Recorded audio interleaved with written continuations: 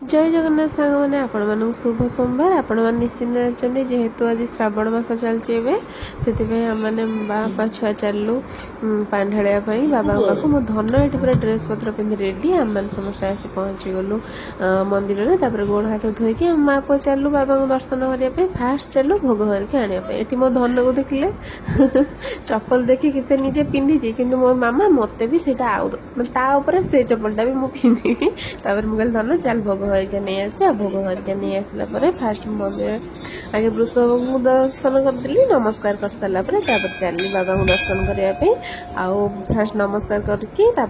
भोग हरिका जहाँ आनी नना को देदेली नना से भोग नहीं ठाकुर पाखे लगेदेले आ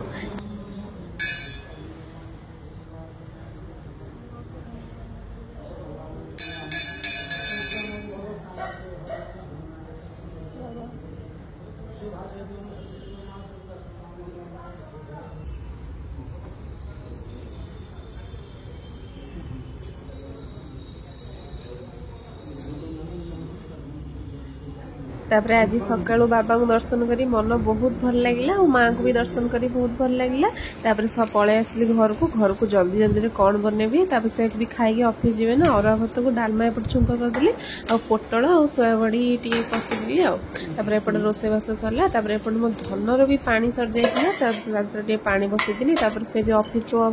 पलि आसले ऑफिस आसला क्षीर आनी बसईदी आम कॉफी करके आसली मुझे बनैली कस्टर्ड आपण मैंने देखिए नेक्स्ट वीडियो रे।